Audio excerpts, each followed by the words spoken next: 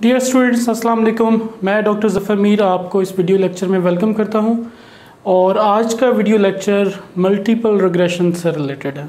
ठीक है, इससे पहले हम सिंपल लीनियर रिग्रेशन के बारे में पढ़ चुके हैं और उसका लिंक भी इस वीडियो की डिस्क्रिप्शन में दिया हुआ है, आप उसको भी देख सकते हैं।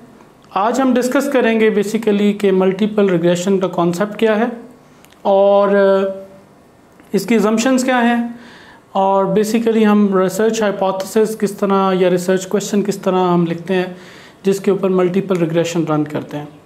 अच्छा, मल्टीपल रिग्रेशन मैं इसको आपको इस तरह एक्सप्लेन करता हूँ कि हमारे पास जब इंडिपेंडेंट वेरिएबल्स की तादाद मोर देन 2 हो जाए ना, मोर देन 2, और डिपेंडेंट वेरिएबल्स की तादाद 1 ही रहे, यानी जब हमारे पास एक से ज़्यादा इंडिपेंडेंट वेरिएबल्स हों और डिपेंडेंट वेरिएबल एक ही हो और हम ये देखना चाहते हो कि डिपेंडेंट वेरिएबल की डिपेंडेंसी इंडिपेंडेंट वेरिएबल के ऊपर कितनी है, या हम प्रिडिक्ट करना चाहते हो डिपेंडेंट वेरिएबल को on the basis of independent variables, ठीक है, या हम एक्सप्लेन करना चाहते हो इस डिपेंडेंट वेरिएबल को on the basis of independent variable, तो हम मल्टीपल रिग्रेशन रन करते हैं।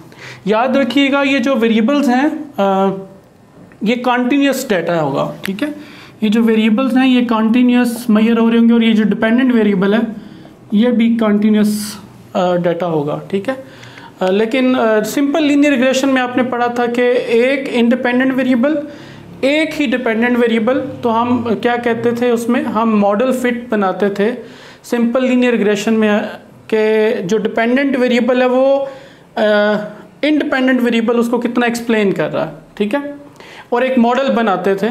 ठीक है, इसमें भी आपने एक मॉडल ही बनाना है, एक इक्वेशन बनानी है जिसमें हम ये देखेंगे कि जो मुख्तलिफ वेरिएबल्स हैं हमारे, वो डिपेंडेंट वेरिएबल को कितना एक्सप्लेन करते हैं और किस किस रेशो से एक्सप्लेन करते हैं। अच्छा, इसको आगे चलाते हैं नेक्स्ट में। अच्छा, मैं आपके सामने एक इसकी एग्जांपल लिखता हूँ। फ़र्ज़ कर लें स्टडी आवर्स, ठीक है, स्टूडेंट्स के जो स्टडी आवर्स हैं प्लस उसकी सेल्फ एफिकेसी, ठीक है, इन दोनों का जो डिपेंडेंट वेरिएबल है स्टूडेंट्स अचीवमेंट स्कोर। ठीक है, ये एक इंडिपेंडेंट वेरिएबल, ये दूसरा इंडिपेंडेंट वेरिएबल और ये एक डिपेंडेंट वेरिएबल। हम ये देखना चाहते हैं कि ये जो डिपेंडेंट वेरिएबल है स्टूडेंट्स अचीवमेंट, वो कितनी एक्सप्लेन हो रही है सेल्फ एफिकेसी से और स्टडी आवर्स से। ये भी कॉन्टीन्यूस डाटा, ये भी कॉन्टीन्यूस डाटा और ये भी कॉन्टीन्यूस डाटा। तो इस डिपेंडेंट वेरिएबल को हम एक्सप्लेन कर सकते हैं with the help of these variables. जब भी आपने मल्टीपल रिग्रेशन रन करना है ना, तो सबसे अहम बात ये है कि ये जो वेरिएबल्स आपने डिसाइड करने हैं ना इस मॉडल के लिए, जो रिग्रेशन मॉडल आप बनाना चाहते हैं, ये बड़े अहम हैं। क्योंकि प्रॉब्लम ये है कि आप जिन वेरिएबल्स का, इंडिपेंडेंट वेरिएबल्स का डिपेंडेंट वेरिएबल के साथ कोरिलेशन नहीं आता या कोरिलेशन की वैल्यू वीक आती है, उनको हम इस मॉडल में नहीं लिखेंगे। ठीक है, हम सिर्फ उन वेरिएबल्स को यहाँ पे ऐड करेंगे जिनका डिपेंडेंट वेरिएबल के साथ लीनियर रिलेशनशिप एग्जिस्ट करता है और रिलेशनशिप की वैल्यू जो है ना वो आती है। ठीक है, हम जितने ज़्यादा वेरिएबल्स यहाँ पे ऐड करेंगे ना, 3, 4, 5, वो ओवरफिट करेंगे मॉडल को। ठीक है, पूरे मॉडल को जो है ना ओवरफिटिंग हो जाएगी। ठीक है, इसलिए हम ज़्यादा से ज़्यादा जो है ना इंडिपेंडेंट वेरिएबल नहीं ले सकते, बल्कि वो वेरिएबल लें जो इस डिपेंडेंट वेरिएबल के साथ हाईली कोरिलेटेड है। ठीक है, ताकि मॉडल जो है ना वो फिट बने। अच्छा, फर्दर देखें, जो इक्वेशन होती है यूजुअली वो क्या होती है, y equals to a plus b1 x1 plus b2 x2 plus error term. ठीक है, ये हमारा बेसिकली मॉडल होता है जो हमने डेवलप करना होता है और यूजुअली y के ऊपर एक हैट लगा देते हैं क्योंकि एस्टिमेटेड y की ये वैल्यू होती है। ठीक है, ये डिपेंडेंट वेरिएबल है, x1 और x2 हमारे इंडिपेंडेंट वेरिएबल्स हैं। ठीक है, ये e जो है ये एरर टर्म है, इसको मैं एक्सप्लेन करता हूँ, और ये जो b2 और b1 है ये कोफिशिएंट्स हैं। ठीक है। और ए जो है ये क्या है, ये हमारा वाई इंटरसेप्ट है, ठीक है। ये भी मैं एक्सप्लेन कर देता हूँ कि ये क्या चीज़ है। तो मॉडल जो हमारा बनेगा रिग्रेशन का, y is equal to a y intercept plus b1 x1 plus b2 x2 plus eta या e is use for error term, ठीक है।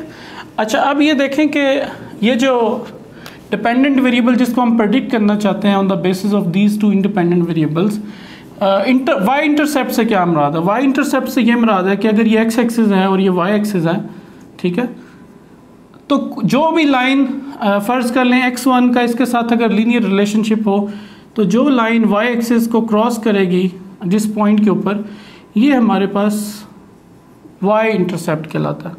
वाई ये वाला ए की वैल्यू जहाँ पे लाइन वाई एक्सिस को क्रॉस करती है ना, वो पॉइंट वाई इंटरसेप्ट कहलाता है। तो ए की वैल्यू तो हमारे पास तब आएगी जब हम लाइन को यहाँ से इसको ड्रॉ करेंगे। अच्छा, इसी तरह ये b1 और b2 क्या है? ये स्लोप्स हैं। x1 की स्लोप फ़र्ज़ कर लें, ये जो इक्वेशन है ये x1 ने जनरेट की और एक इक्वेशन ये x2 ने जनरेट की है। तो ये जो स्लोप है b1 और b2 पॉजिटिव भी होते हैं, नेगेटिव भी हो सकते हैं। पॉजिटिव होने का मतलब ये है कि x1 अगर बढ़ता है तो y भी बढ़ेगा, तो b की वैल्यू पॉजिटिव आएगी और लाइन अपवर्ड डायरेक्शन में होगी। अगर b2 की वैल्यू नेगेटिव है, इसका मतलब है कि अगर x2 बढ़ता है तो y की वैल्यू डिक्रीज करेगी। x का यानी y और x2 का इन्वर्स रिलेशनशिप है, ठीक है। अगर ये दोनों पॉजिटिव हैं, इसका मतलब है दोनों का डायरेक्ट रिलेशनशिप है, ठीक है। तो नेक्स्ट देखें, जो e क्या है? ई बेसिकली एरर टर्म है। जब भी आप मॉडल बनाते हैं ना, मॉडल को ड्रॉ करते हैं, जो फिट लाइन होती है मॉडल की, उसको जब ड्रॉ करते हैं तो ये हमारे पास ऑब्जर्व वैल्यूज़ होती हैं ना, ठीक है। ये जो डॉट्स हैं ये ऑब्जर्व वैल्यूज़ हैं, ठीक है। इसी तरह ये मुख्तलिफ वैल्यूज़ अप और डाउन, जो मॉडल फिट लाइन है उसके अप और डाउन होती हैं। तो difference between this value and this line, ये जो डिफरेंसेस हैं अप और डाउन, इनको ऐड करें तो ये ज़ीरो आना चाहिए, ठीक है। और बेसिकली एरर टर्म भी यही है कि जो डिफरेंस है ऑब्जर्व वैल्यू और मॉडल फिट लाइन की जो वैल्यूज़ हैं, इनका डिफरेंस जो है ना वो ई कहलाता है। और जब हम इक्वेशन बना देते हैं, इक्वेशन लिख देते हैं, तो उस वक्त ई को हम ज़ीरो कर देते हैं। हम कहते हैं ये मॉडल फिट है और इस ई की वैल्यू या एरर जो है वो ज़ीरो है, ठीक है। अच्छा, फर्दर देखें। फर्दर जो है कुछ इसकी अजम्पशंस हैं। सबसे पहली अजम्पशन जो है ना वो लीनियरिटी की है। जितने भी इंडिपेंडेंट वेरिएबल्स हैं और डिपेंडेंट वेरिएबल के साथ उनका लीनियर रिलेशनशिप एग्जिस्ट करना चाहिए। इसको हम पहले टेस्ट कर लेते हैं। यूजुअली सिंपल लीनियर रिग्रेशन में हमने ये पढ़ा था कि एक इंडिपेंडेंट वेरिएबल और एक ही डिपेंडेंट वेरिएबल और इनके दरमियान लीनियर रिलेशनशिप एग्जिस्ट करता था। अब हमारे पास एक से ज़्यादा इंडिपेंडेंट वेरिएबल हैं, जैसे एक x1 है, एक x2 है, तो इन दोनों का डिपेंडेंट वेरिएबल के साथ लीनियर रिलेशनशिप एग्जिस्ट करना चाहिए। लीनियरिटी का मतलब ये है कि जितने भी आप इंडिपेंडेंट वेरिएबल्स ले रहे हैं, जिनकी मदद से आपने प्रेडिक्ट करना है डिपेंडेंट वेरिएबल को, उनका डिपेंडेंट वेरिएबल के साथ लीनियर रिलेशनशिप होना चाहिए। सेकेंडली, वेरिएबल ज़्यादा लेने से प्रॉब्लम क्या होगी? अगर आप वेरिएबल ज़्यादा लेंगे ना, 3, 4, 5, तो उनके आपस के कोरिलेशन भी आ जाएंगे, वो इंडिपेंडेंट नहीं रहेंगे। जबकि हमें क्या चाहिए? No multicollinearity. Multicollinearity से ये मुराद है कि वेरिएबल्स जो इंडिपेंडेंट हैं उनका आपस का रिलेशनशिप कहीं ना आ जाए। आप वो वेरिएबल्स लें जो इंडिपेंडेंट हैं, आपस में उनका कोई रिलेशनशिप नहीं एग्जिस्ट करता। यानी जितने भी वेरिएबल्स आपने लेने, इवन x3, x2, x3, तो आप ये इंश्योर करें कि इन वेरिएबल्स का इस वेरिएबल के साथ तो रिलेशनशिप है मौजूद, लेकिन इनका आपस में रिलेशनशिप एग्जिस्ट नहीं करना चाहिए। अदरवाइज फिर मल्टीपल रिग्रेशन की ये जो नो मल्टी कोलिनियरिटी है ना, इसकी अजम्पशन जो है ना वो फुलफिल नहीं होगी। तो हमें पहले टेस्ट लगा के चेक करना होता है कि ये आपस में तो कोरिलेटेड नहीं है, क्योंकि इंडिपेंडेंट वेरिएबल्स को आपस में कोरिलेटेड नहीं होना चाहिए for applying multiple regression. Otherwise हम कंफ्यूज हो जाएंगे। अगर ये इनमें रिलेशनशिप आ गया तो फिर हम ये जो मॉडल बनाना चाह रहे हैं कि ये वेरिएबल्स इसको प्रेडिक्ट कर रहे हैं और तो वो उसमें हम कंफ्यूज हो जाएंगे, हमें ये समझ नहीं आएगी कि कौन सा वेरिएबल इसको कितना प्रेडिक्ट कर पा रहा है। ठीक है, अच्छा फिर इसके बाद नॉर्मेलिटी है, जो आपका डाटा है वो नॉर्मली डिस्ट्रीब्यूटेड होना चाहिए, उसमें आउटलायर्स नहीं होने चाहिए। ठीक है, ये आप बॉक्स प्लॉट बना के, स्कैटर प्लॉट बना के जो है ना चेक कर सकते हैं कि डाटा लीनियर है कि नहीं है, नॉर्मेलिटी उसमें है कि नहीं है। और फिर एक टर्म है होमोसिडासिटी। ये जो होमोसिडास्टिसिटी है ना, इसका मतलब है कि जो वेरिएबल्स हैं उनका जो वेरिएंस है वो सेम होना चाहिए। जो अगर 2 वेरिएबल्स आप ले रहे हैं, 3 ले रहे हैं, उन तमाम का जो वेरिएंस है वो सेम रहना चाहिए। अगर ये सारी कंडीशंस फुलफिल होती हैं तो हम मल्टीपल रिग्रेशन रन करेंगे और जो अनोवा टेबल बनेगा ना SPSS के अंदर, अनोवा टेबल जो बनेगा, ठीक है, उसमें जो P वैल्यू आएगी, प्रोबेबिलिटी वैल्यू जिसको हम कहते हैं, अगर वो लेस देन 0.05 आई ना तो ये 5% के लिए हम लेते हैं। अगर P वैल्यू लेस देन 0.05% आई तो हम कहेंगे कि हमारे ये जो वेरिएबल्स हैं, जो इंडिपेंडेंट वेरिएबल्स हैं, वो परफेक्टली प्रिडिक्ट कर रहे हैं डिपेंडेंट वेरिएबल को, यानी मॉडल हमारा फिट है। यानी अनोवा की वैल्यू अगर P वैल्यू लेस देन 0.05 आई तो हम कहेंगे 5% लेवल ऑफ सिग्निफिकेंस के लिए ये जो वेरिएबल्स हैं ये इस डिपेंडेंट वेरिएबल को एग्जैक्ट फिट मॉडल के तहत सही प्रेडिक्ट कर रहे हैं। और अगर ये वैल्यू इससे बढ़ गई, अगर P वैल्यू ग्रेटर दैन 0.05 आई तो इसका मतलब है कि ये जो वेरिएबल्स हैं इंडिपेंडेंट वेरिएबल्स, वो डिपेंडेंट वेरिएबल को सही प्रेडिक्ट नहीं कर रहे। तो फिर हम फर्दर स्टैटिस्टिकल एनालिसिस करते हैं।